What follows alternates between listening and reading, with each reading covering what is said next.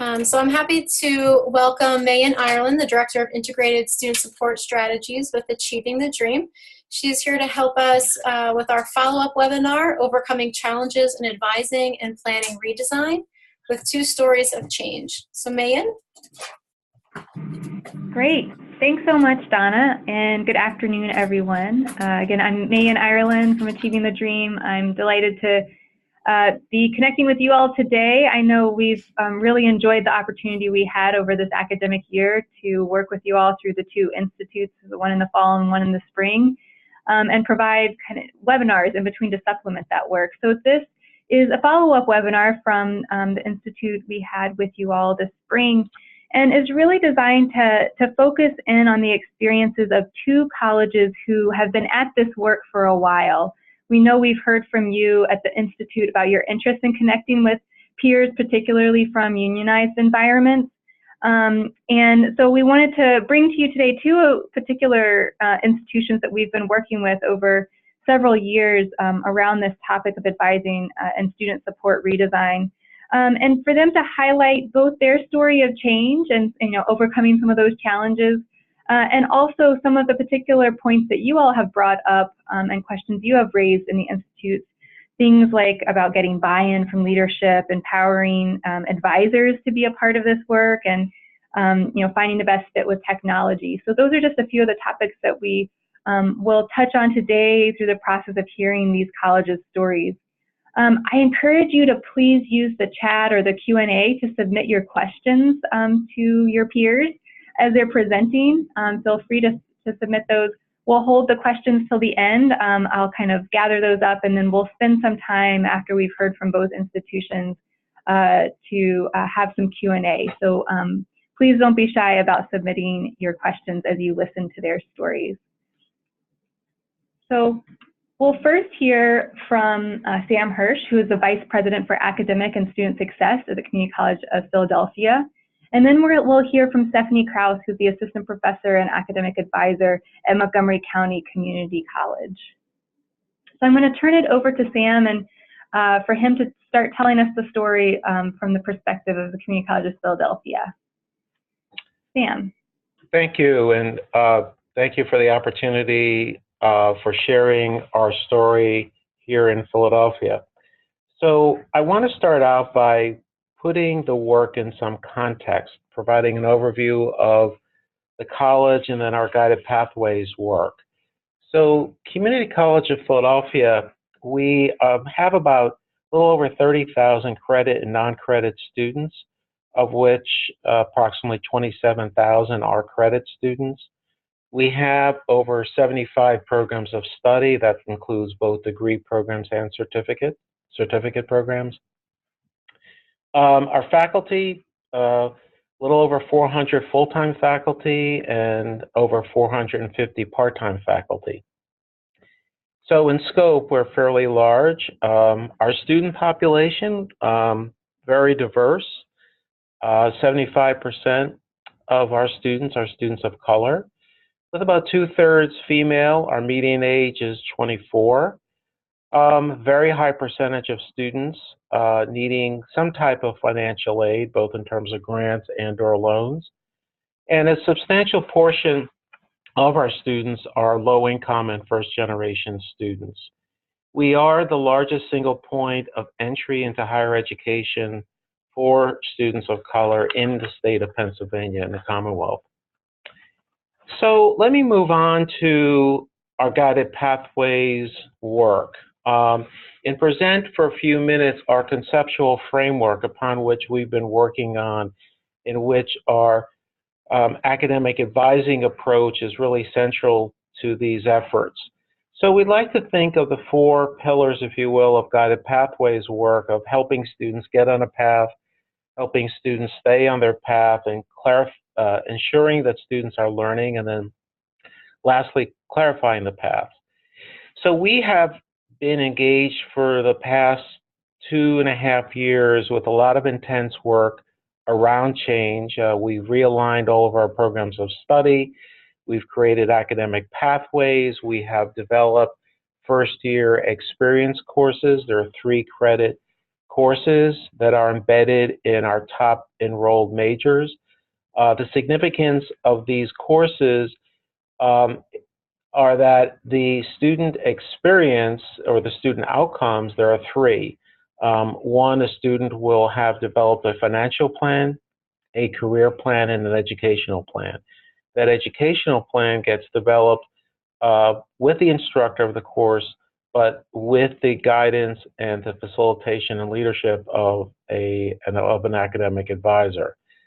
So those are critical pieces of this work in terms of ensuring students have those well-articulated plans. We are in the process of redesigning our intake process, how we bring in students, how students apply, when they come in for registration, when they receive advising, when their educational plans get developed, all of those things from application to the first day of class. We have done a fairly significant amount of work in the developmental education area, where we have from contextualized to accelerated to recalibrating our placement tests.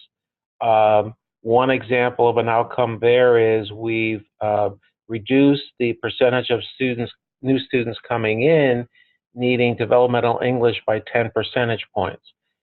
We've done a lot of work around accelerated options or approaches as well.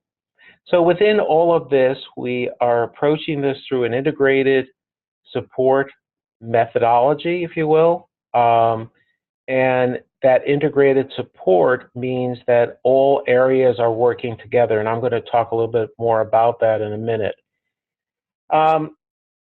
In terms of helping students stay on their path, we have dramatically shifted or changed our advising model. We have moved into hiring full-time professional advisors, and I'm going to talk about that more in depth in a moment as well. We have integrated software and technology in terms of helping us guide and manage students and tracking their progress, which includes early alert systems as well. We are ensuring that what we're teaching and what students are learning are assessed. We're moving more towards an applied learning experience approach with internships and experiential learning opportunities. And lastly, we have developed program maps for each of our realigned programs. These programs are very rich with information. So it goes beyond just what's in a catalog.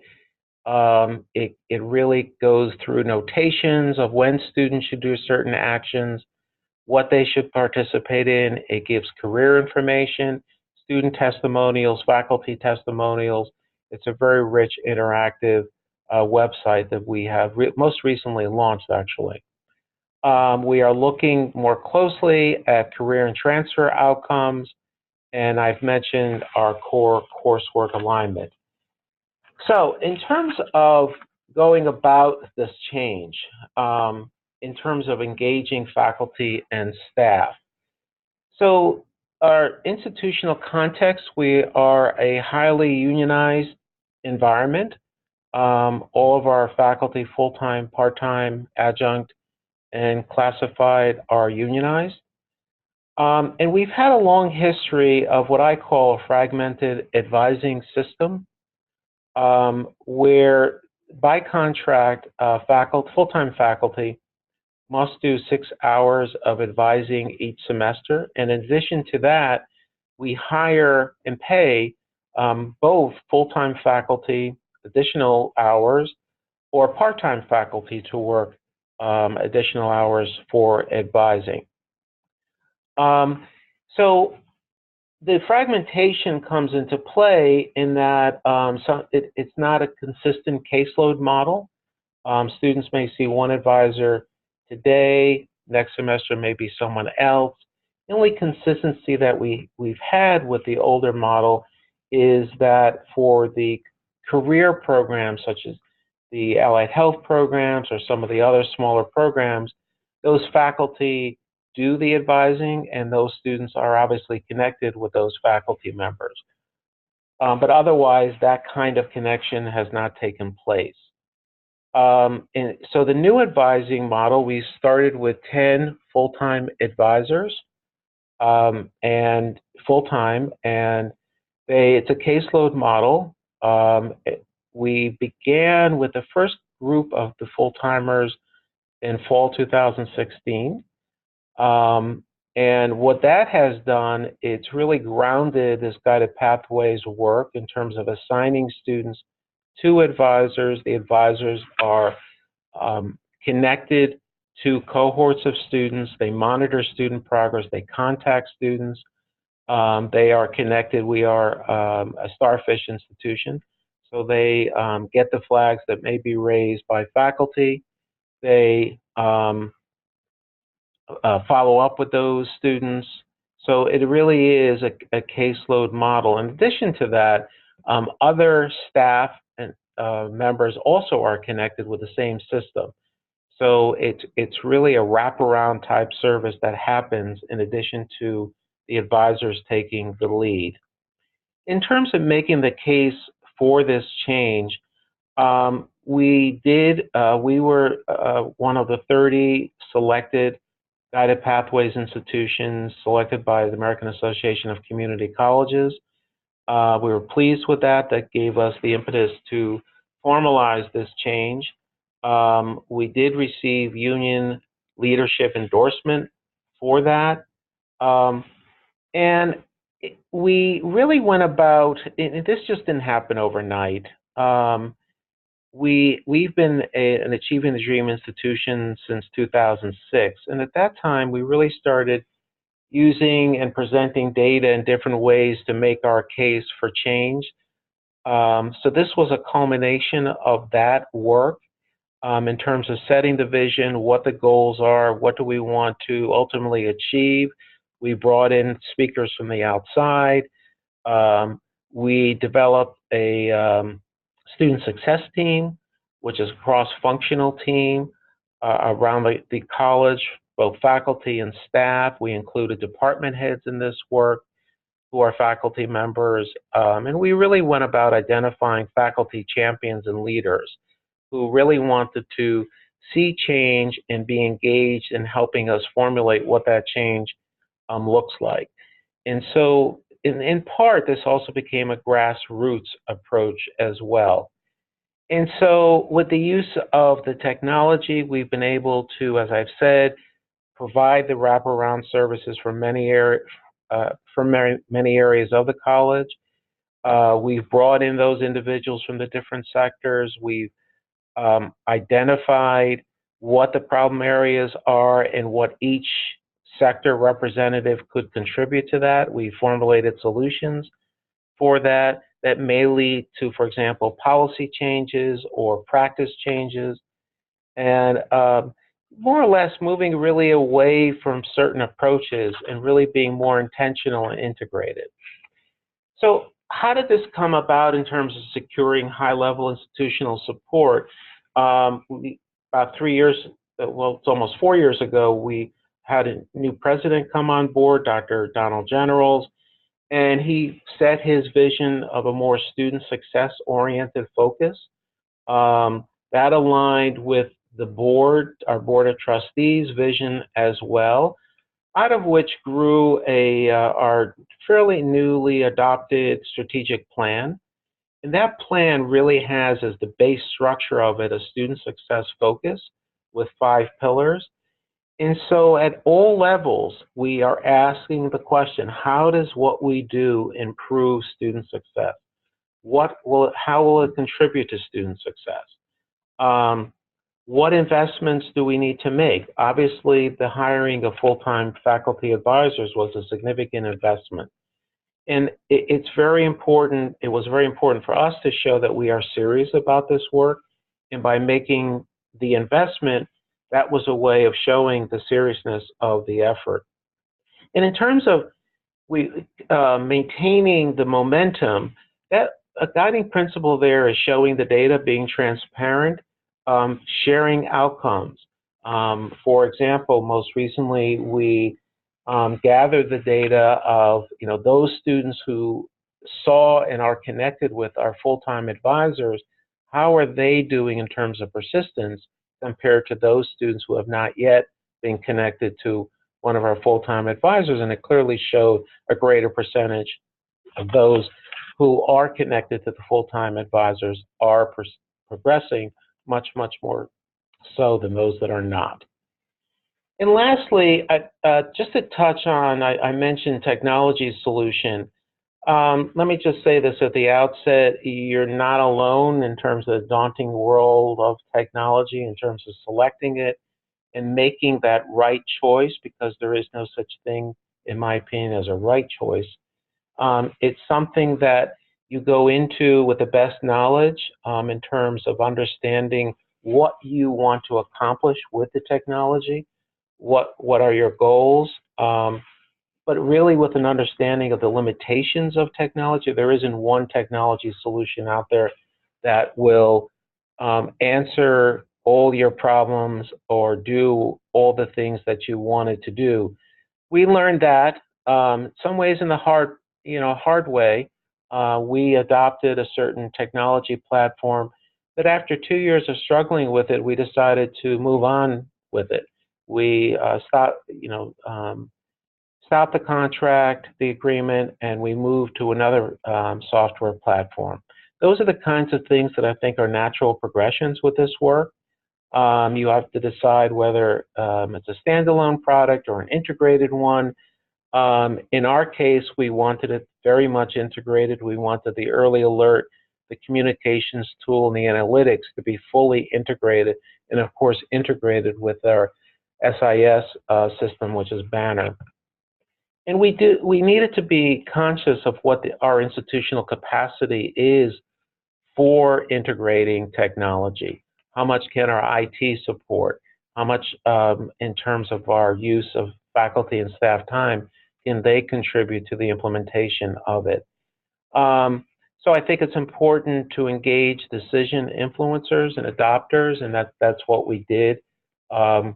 Whether that be a dozen individuals, but really getting them together to help us think through this, and thinking through who then beyond that group can be the drivers that helps influence others to using the technology and helping us integrate it. So that's really an important piece as well. So I think I'll stop here and turn it over to Stefanie. Thank you so much, Sam. Hi, everyone. So as Mayan had indicated, my name is Stefanie Crouse, and I am an academic advisor at Montgomery County Community College in Blue Bell, Pennsylvania, not the one in Maryland. So we are located very close by to Sam's institution as well. And in some ways, we're quite similar, but in many ways, we're very different. So we are a suburban community college, and we do have 2 campus locations, one that's located in Blue Bell, which is where I'm located, and then one that serves our more urban population in the west side of our county in Pottstown. We also have 2 other locations, as we call them, our virtual campus, which is actually our second largest campus, and our Culinary Arts Institute. We serve approximately 10,000 students every semester. Just to give you a sense of kind of what our advising looks like, we do have 22 permanent advisors. We currently have 1 vacancy that we're hoping to fill. And a little bit different than Sam's model, but in some ways similar, we are considered 12-month non-teaching faculty union members. So we're in the same union as our teaching faculty colleagues, but we do work 12 months out of the year, and we do not have any teaching responsibility. So again, we are faculty members, we abide by the same contract, but we are treated a little bit differently in some ways. In the summer months, we do have some temporary advisors that come to assist us during our busiest time, and many of those advisors are adjunct teaching faculty who do not have courses to teach over the summer. They do help us on walk-in advising during the summer hours to help us again with our heaviest time. Of those permanent advisors, more than half are full-time and just under half are part-time. And I think that this is interesting to understand. So whereas Sam was able to kind of really implode his experience, we were not. So we have been in this space for nearly 6 years, plugging away at this advisor reform. And in those 6 years, the vast majority of our advisors have been here a pretty significant amount of time. 7 of those advisors have been here over 20 years. Another 6 have been here over 10 years. And then we do kind of have this new crop of advisors that have been here fewer than 3 years. So it's kind of a tale of people have lots of historical context at the institution, and then a good number of advisors who are relatively new into the space at Montgomery County. When we first started this advising redesign back in 2012, we were very disorganized, to say the least. Our student experience was pretty much nonstop, what I like to call urgent care. So there was no advisor assignment, so you had no relationship with an advisor. You would stop in whenever you wanted to see an advisor. So if you connected with someone, they would often give you their card and you would know roughly what hours they were here. And you would just walk in and hope that that person was available and hope that the line wasn't too long to see that person. But there was no continuity. There was no follow-up between appointments. There were no appointments even. It was almost all 100% walk-in. Then around 2012, we started to move towards a relationship building model, and we did advisor assignment by alpha. And that was a really good first step. It helped, again, to create that relationship, but it didn't allow us to be specialists in any area, so we all still had to know everything about every program, from nursing to accounting to criminal justice to engineering. So in 2000, let me see if I get this right, 2013, we did migrate away from the alpha advising as well. Back prior to our advising redesign, we had optional early alerts that were based upon faculty taking the time to do them. And then they would actually be sent through a random tool that we had to a centralized person who would then just distribute them equally among the advisors. So there was no consistency with what students you were receiving, and there was no way of following up with the faculty to let the faculty know what outreach you did. So it created some animosity between the academic and the student affairs colleagues, because academic affairs felt like they were taking the time to do these early alerts, and then they never knew if anything ever came of them. So it created a good deal of discord between the two units.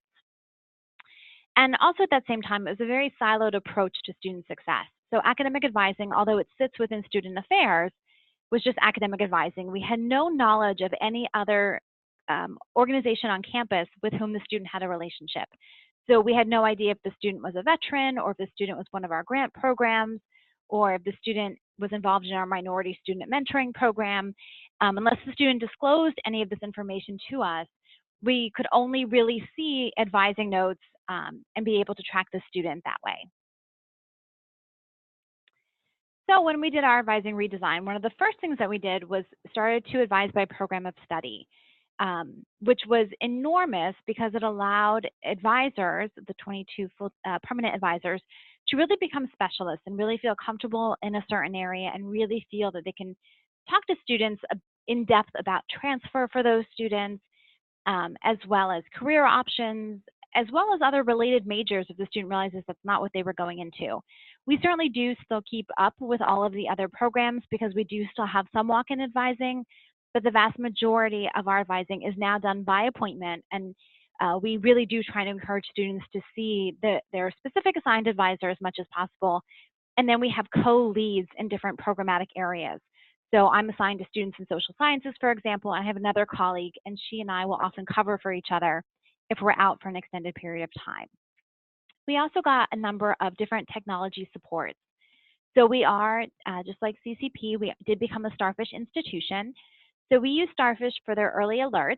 And one of the things that happened because of that in 2014 is our faculty who used to just take the initiative to raise early alerts, which was wonderful for that small percentage that did, we actually made midterm progress a mandatory feature in Starfish.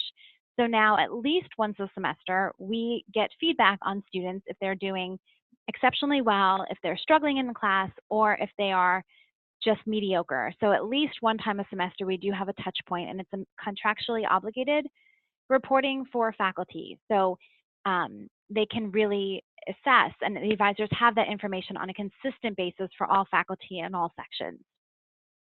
The other thing we use Starfish for is the connect option.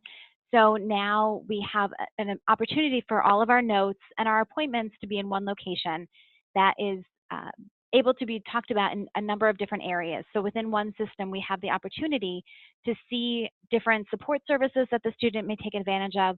We have the opportunity to encourage students to go to different support programs on campus. So it's really allowed much more holistic advising to happen because of this kind of overarching view of the student. We also started to do educational planning, as Sam had mentioned earlier. Before, because our advising was done not based upon a relationship, students really had to come back in every single semester to kind of talk about what classes they should take for the preceding semester. So it was a lot of semester by semester planning, a lot of short stops, as I call them, and it was really transactional conversation. The advisor pressed the go button and picked out the times for the student and everything. Through our educational planning reform, it really became less about semester by semester and really creating a roadmap for the student. So we require all degree-seeking students to have 2 points of contact with their advisor. One, to get started, so all new students do have an onboarding experience with their ideally assigned advisor, what they think they're going to major in. And then they are required to come back during their first semester so that we can assess, was this a good choice? How are your classes going? How did 5 classes feel? And then what we do is, based upon that feedback about how their first semester is going, we try to plan them out through graduation. So again, that gives them a roadmap. And if they are staying on their roadmap, they don't really need to come to see us anymore. So it's a pretty heavy investment on the front end. We spend a lot of time with students, at the initial, and then we only need to see them if something's happening. So we kind of flip that model, so we're not seeing students every semester for a shorter period of time. We're trying to see them for a more meaningful and longer period of time to get started. Other things that we've done through this process is all advisors do have a Blackboard advising organization that every student assigned to them is loaded into this organization within Blackboard. When we started talking to students about what they like, and we realized communication is really hard with students. We try to email, and they tell us that email is for a different generation. And then, of course, we try to text message, and they tell us that they don't want us text messaging them. So it's very hard to figure out exactly how to communicate. But what we kept hearing over and over again from our students is the #1 place they go is Blackboard, because that's where all of their courses live, and they have to go there for their courses. So about going on 2 years ago, we actually started these Blackboard organizations. So every time a student logs into Blackboard, they can actually see a My Advisor. It appears as an organization to them, but it's essentially a course. So every time they log in, they see a My Advisor, and it has information about who their advisor is. We tried to make it personal, so there's a picture of their particular advisor and a little biography about their advisor in there. And then it provides some answers to some commonly asked questions, and gives them some information, how-tos, information about the different programs.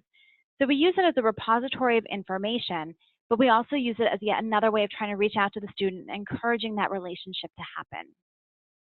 Lastly, I mentioned a few minutes ago about our new student experience. So this is our latest thing that we've been working on at Montgomery County, is really how to improve that new student experience.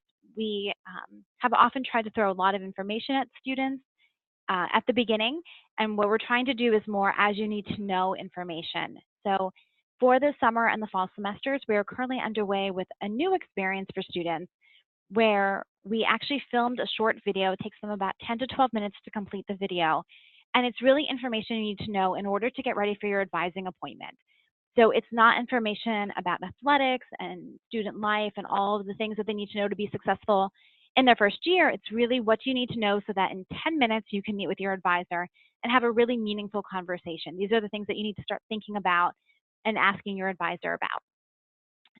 So we just got that underway. In addition to that, as they're watching the video pauses at certain points, and they actually answer questions on an intake form. And that intake form is being used, again, to kind of capture some information and guide the advising conversation to make sure it hits certain key things that could influence the student's likelihood to be successful in their first semester. It also has some questions on there that we can then later connect them with different student supports in the area. So for example, if they answer that they're a veteran, we can connect them with our Veterans Resource Center. So it captures a lot of information, some of which is on the application and some of which is not. Also, as part of the new student experience, we do require them to complete a career assessment. And we found that that has been a really exciting part of our admissions process for two reasons. First of all, it certainly helps to reinforce students who know or think they know what they want to do, because through this career assessment called Jobsology, they can actually confirm that, yes, it sounds like all indication points that you'd be a terrific nurse.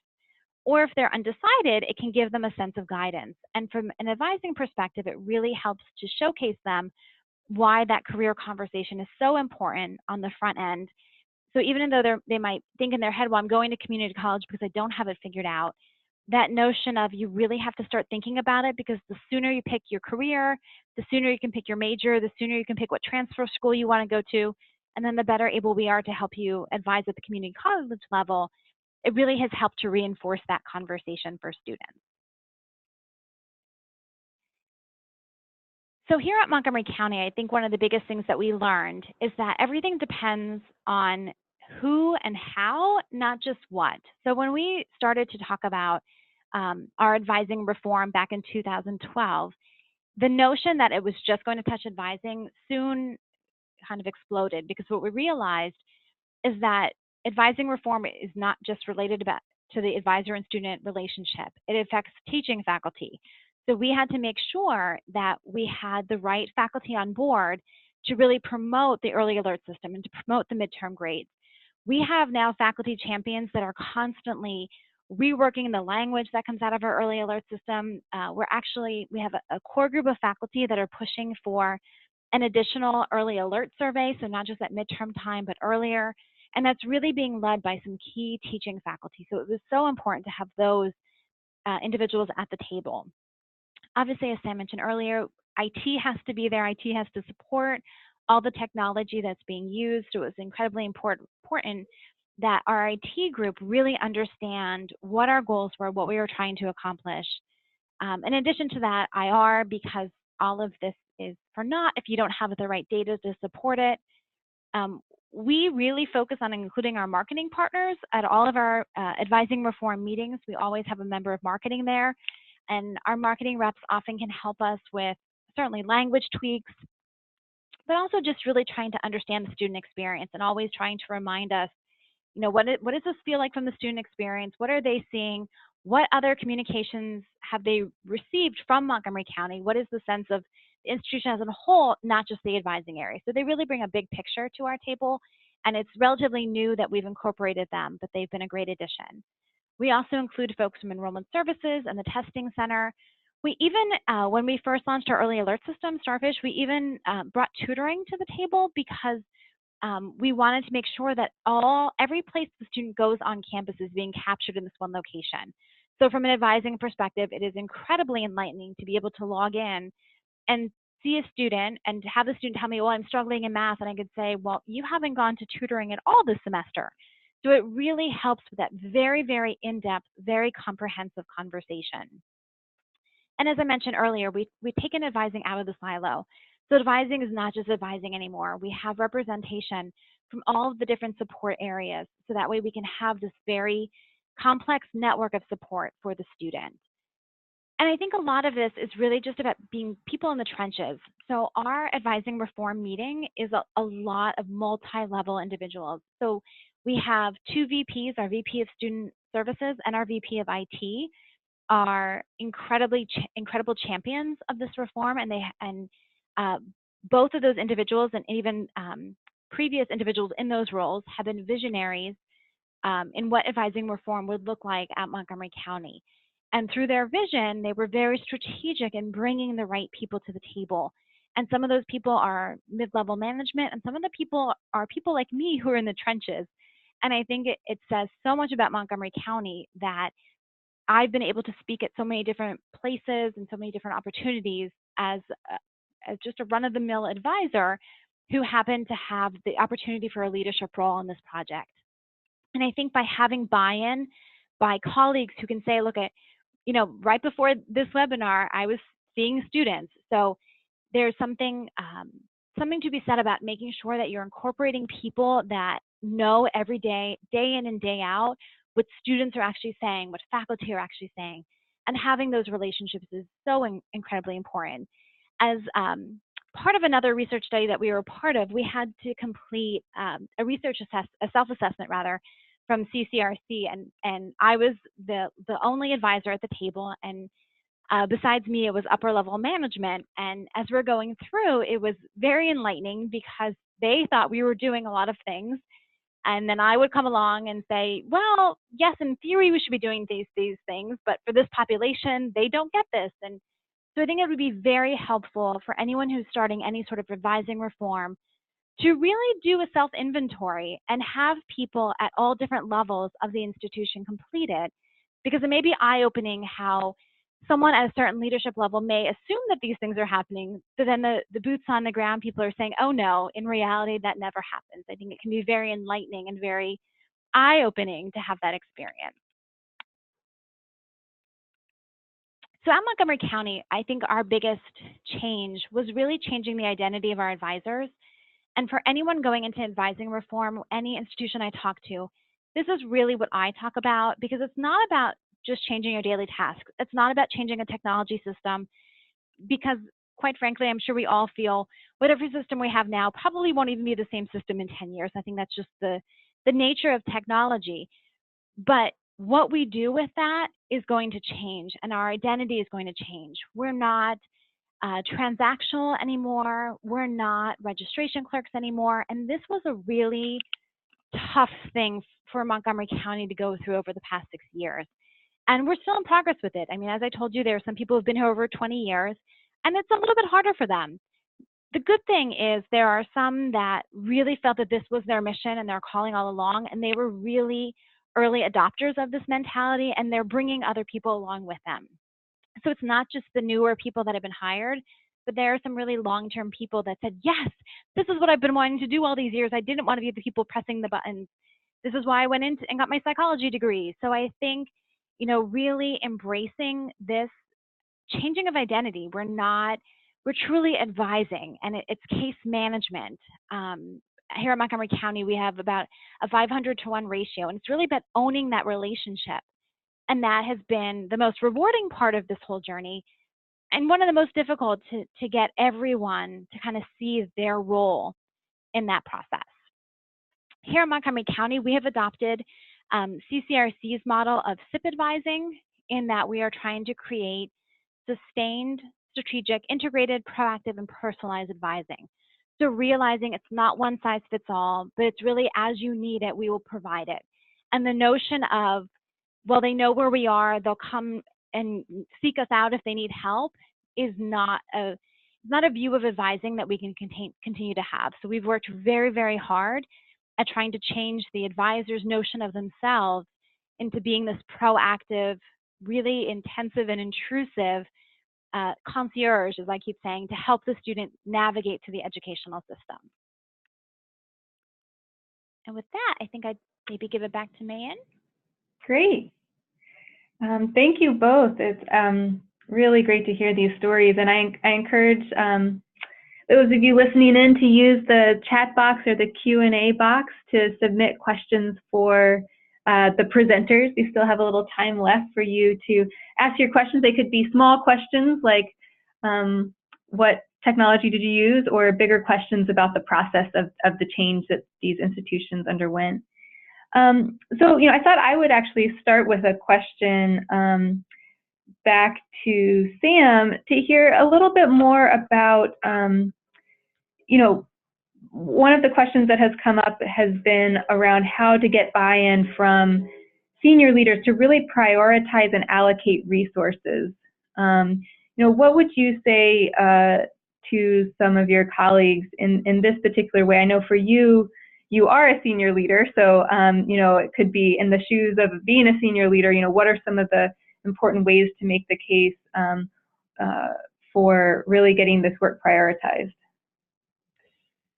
Yeah, I think in our case, the president of the college was our lead champion, believing very firmly in the idea that we need to revamp our advising approach, and really led the way towards looking at this in a different kind of way, that in terms of whether it be reallocating resources or really directing new resources, that this is something we needed to do. In our case, that wasn't a challenge. There was buy-in. What we needed to do, and it took a little over a year to do, is work with our union leadership, who also supported the idea, but it did require some contractual language changes to accommodate this new model. These new advisors, like Montgomery County, our faculty advisors are members. They are faculty. They're 12-month, 35-hour-a-week faculty members in that category of faculty. They're not teaching faculty. And so we had to go through a process of agreeing on the language, agreeing on the approach, the hiring processes, all those kinds of things that one has to look at when putting together a different model, a different type of faculty in a contract. But as I said, the union leadership was in agreement with it. It was just a matter of working out those levels of detail. So I think in our case, it was an easier sell than perhaps in other institutions because of those reasons. Yeah. And a couple of questions back to you, Sam, again, from the audience. One is, what is the caseload number for advisors at CCP? Right. Well, again, we are what I would call in a startup phase. So right now, it's around 600-700. It's not where we want to ultimately be, but that's the number right now. And then what role do teaching faculty play in advising in this model? So the way we've thought about this, it's really a handoff model in one way, and then drop-in advising in another way. Let me explain both. So when I say handoff, when a student first comes in, let's say, for example, they're interested in our nursing or allied health fields, they will probably be put into and start their studies in our healthcare studies program. So they will be assigned to one of our full-time advisors.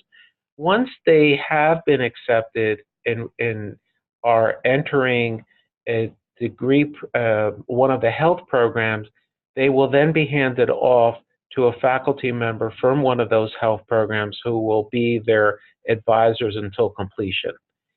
We also hire full-time faculty and part-time faculty to help with drop-in advising.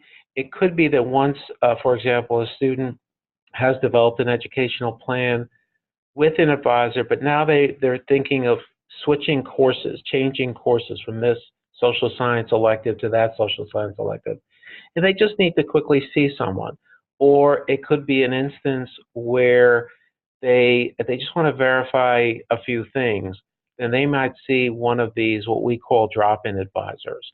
So again, those are faculty, both full-time or adjunct, who are paid additionally on an hourly basis to do that work. Great, thanks. And a couple of questions, Stefanie, for you. One is how are tutoring contexts tracked?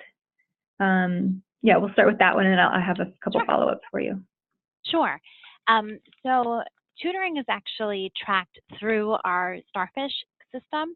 So as students go downstairs for tutoring, they actually sign into the same system that we use for advising. So within a student's record, you can actually see every appointment that they make across campus, whether that's actually it goes even way back to the testing center. So you can see when they did their placement testing, you can see when they've gone for tutoring, you can see if they've gone to enrollment services for any function. So it really shows the entire student's journey through our services area. And we're actually increasing the usage of it in our teaching faculty as well to denote when students have used office hours, for example. So it's really just this comprehensive tracking. So every time a student kind of goes anywhere on campus, it's captured in this one location. Great. And that raises one other question that's come in from the audience, which is explaining what is Starfish. Sure. So Starfish, and Sam, please feel free to jump in if you'd like to. Starfish is a Hobson's product now, and here at Montgomery County, I believe that different schools are using it differently, and I think, Sam, you might be using it even a little more in depth than Montgomery County is. We use it for two primary functions. It's our early alert system, so it raises, in Starfish language, flags and kudos. So professors can indicate students who are struggling or students who are doing really, really well. It also has some automatically generated flags out of Blackboard, for example. So we use one. If a student doesn't log into an online class within the first 3 days, their advisor is notified, because you'd be surprised how many students don't realize they've registered for an online class. And then we also have Starfish's Connect system, which houses, again, all that appointment data that I was just discussing, as well as any notes that any resource on campus puts in for the student. So it really is, in medical terms, it's your electronic record here at Montgomery County, but it's your electronic record when it comes to any student-facing service or teaching faculty. And in Philadelphia, we use those functions as well, and we are adding 2 additional new features of Starfish. We're in the process of implementing those, and that one will be the housing or the individual student educational plans or degree plans, and also the predictive analytics module. So we're in the process of implementing those 2 as well. Great. And Stefanie, a couple questions for you. So do advisors struggle with the 500-person caseload, and do these advisors also do transfer advising? Yes and yes. I think that what we are learning is that it's not even the number, because a lot of my colleagues and I talk about what would the ideal number be, and it's probably somewhere less than 500, admittedly.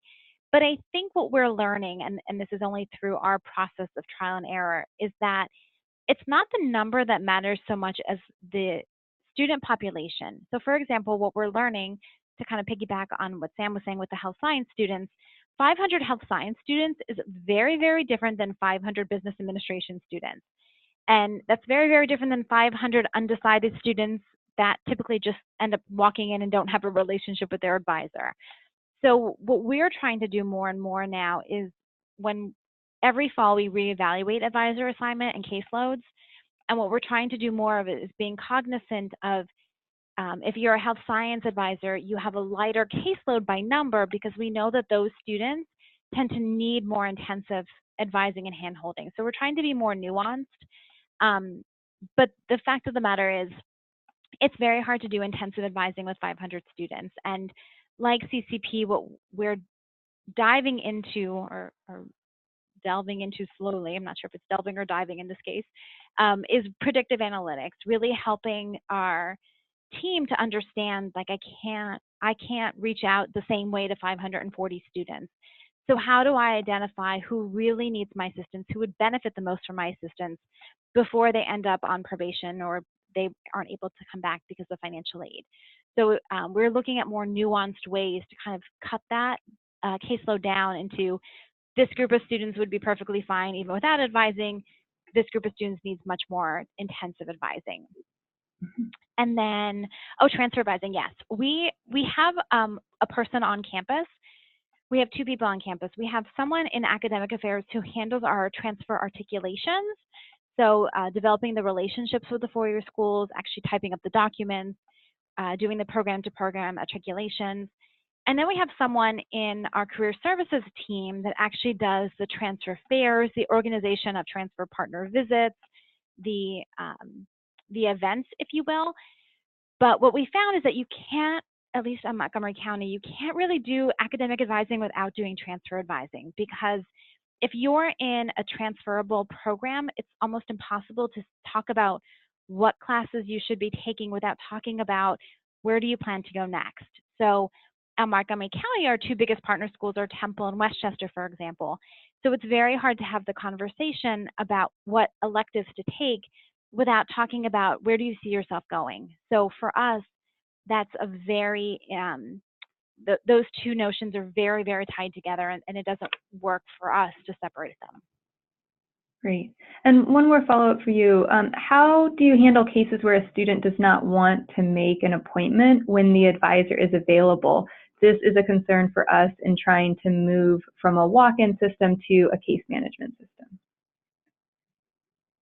So you're saying the advisor is available or is not available? I'm sorry, could you repeat the question? How do you handle cases where a student does not want to make an appointment when that advisor is available? Oh, okay. So what we try to do is we try to explain, this is a growing process for us. We have this conversation all the time. Our front staff is amazing at really triaging and really helping students to understand the value of that connection. And some students will get it and some students won't. We always have at least one advisor scheduled to be on walk-in. So we always have someone here. We never want to turn a student away. But what we try to help that student with is, what is your urgent need? So if you need to come in today to talk about withdrawal because tomorrow is the deadline for us to withdraw, absolutely, someone will be happy to assist you. We don't want you to wait till next week when an appointment is available if there's something that's pressing.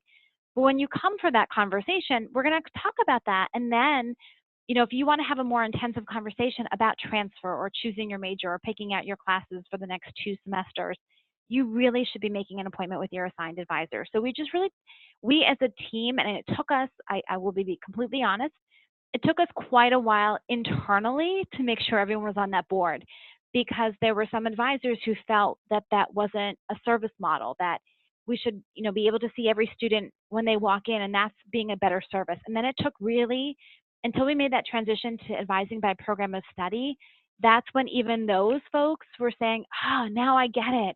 It actually would make more sense for them to talk to me because I'm the expert in this. And that it was with that that we made the tide. The good thing about being at a community college is your generation of students is not 4 years typically. So within 1 to 2 years, we just had a new group of students where this was the norm, that we weren't encouraging them to walk in, that we were setting up that appointment for them. Great, thanks. So in wrapping up, I'd love if you could each just share what's next for you, like what's on the horizon as you're continuing to refine and move to the next piece of your redesign process. Stefanie or Sam could go first. Sam, do you want to go first? Sure. So I think for us, it's continuing to, when possible, add additional advisors, since we're seeing momentum with regard to student success with this model. It's continuing to inform the faculty and staff in the college at large about what's happening with this work, and in an effort to continue gaining support for it. It's identifying new technologies that might help us with this work, or in the meantime, implement the technology systems that we have. And lastly, I would say it's continuing the integration with the other areas of the college so that students do have a wraparound service approach, that there's a team working for them and with them on their behalf. Great. And Stefanie? Sure. So for us, I think, well, certainly our new student experience will be vastly different for this coming group of students. But I think in relation to our advising reform, I'm optimistic that we've actually hit a place where we can go deeper instead of broader. So instead of just incorporating new and more and bigger and better, but really trying to become more nuanced with the things that we have in place. So for example, through our early alert system, there's a lot of mechanisms we're not using. We're not referring students to different resources. As I mentioned earlier, we're very optimistic. A growing group of teaching faculty are interested in an early alert survey around week 4 rather than waiting to midterms. So there's a lot that we're hoping to do in our current space to really make it a more rich and meaningful experience, instead of just continuing to add things into the experience, but really allow time for maturation of the experience. Great, great. Well, I want to thank you both so much for taking the time to share your stories. And to all the New Jersey colleges, it's been really great to work with you over this past academic year. And I know this webinar is kind of concluding our engagement with you all as a whole, although I know some of the individual college coaching work is going to continue. You know, we hope to still support you all. We've got the Institute coming up next October, the National Institute, if you're looking to connect with other peers from across the nation doing this work and continue to build on the momentum you have coming out of these institutes. We hope to see you there. And I took the liberty of sharing our presenters' contact info. I know they're always willing to field other questions if you have others that you didn't get a chance to ask. And I'll just say thank you all, and I'll turn it back. Donna, we did just get a question about whether the webinar, how the webinar will be shared out. Yeah, that's great. I'm glad that people want to have access to this. We will be posting it within the day, I would imagine, on our website under past events. So our website is njstudentsuccess.com. And again, it'll be under past events. We'll also put it under, we have a very robust resources page, thank you to ATD and some of our other colleagues across the state, that deals with advising and career services. So you can also find past information, past webinars, past events on the resource page as well. So I too would like to extend my thank you to Mayan and Stefanie and Sam for your assistance for us today. And thank you all to those who are able to log in. And we hope to see you at a future event. Thank you, everybody. Bye-bye.